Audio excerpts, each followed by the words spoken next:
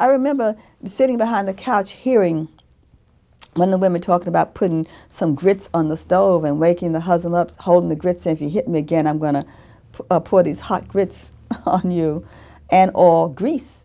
And I remember laughing out loud when I heard it because it just seemed like such a different thing. And I remember my grandmother shooting her eyes behind the couch saying, either you keep quiet and listen to this because it will serve you well, or you have to leave. So I got very quiet and listened to these women talk about the ways that they dealt with problems. We would have assemblies and someone would get up and recite a Langston Hughes poem or a Count Cullen poem or a Paul Laurence Dunbar poem, you know. So I knew that those poems existed. The difference was coming north, we never got another black poet or another black writer again in our lives in school. Even when we read Dumas, you know, Dumas, no one ever told us that Dumas was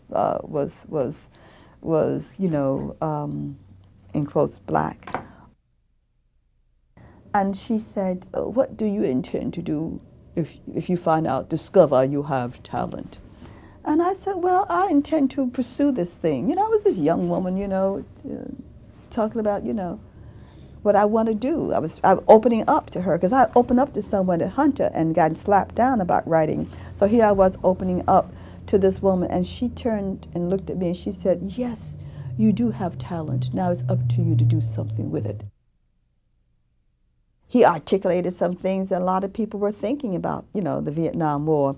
And we were talking about it as poets on stages also too, right? But most people were not talking against the war, but we were, you know, and Muhammad Ali was too. And I guess what I'm saying, that Malcolm, when he stood up on the television screen and took people to task for the enslavement of us in this country, for the discrimination, for the lack of jobs. I mean, all those kinds of things, you know, for the employment, for the housing in Harlem. I mean, you had someone who was an advocate for you, and people literally cheered and felt empowered because of his words. So I walked inside, and the old Schomburg was this room. You walked into this room with this long, long table, and there were nothing but men, scholars, sitting there doing work. And right to the right of the table was this glass enclosure. And I knocked on the glass door, and the woman turned around. It was Miss Jean Hudson, who was the curator.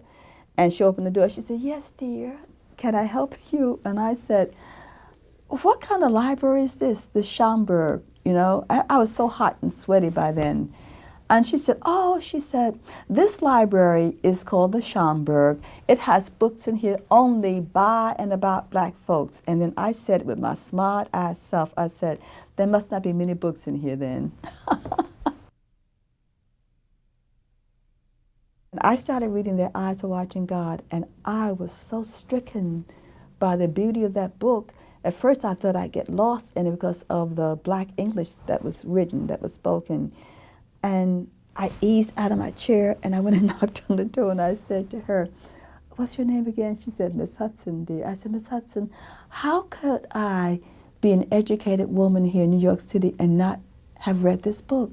She said, yes, dear, I know. That's why we're here now. Go back and read some more. We walked into the fire spot and we identified Leroy Jones sitting right by the door with his hat sitting acey-deucey, smoking a gold-tipped cigarette, drinking a Boilermaker. Someone said that's a Boilermaker he has, because I didn't know a Boilermaker from anything else. And as I passed by, he said, at that time, he said, Sanchez, send me some of your poetry. I'm editing an anthology out of France. And I went, whoa. And everybody in the group said, oh, wow, he called your name. I said, oh, yeah, yeah. We kept on walking. We can't go back to old language, you know, and use old language for this new thing that's happening, for this new kind of killing that's happening, you know, for this new thing, this new death that's happening, you know. You can't do it that way. And that's what I'm saying, you know. So at some point I always say to my students, you can read it and you can quote it if you want to, but when you get ready to write, you got to understand it in a different fashion, in a different way today.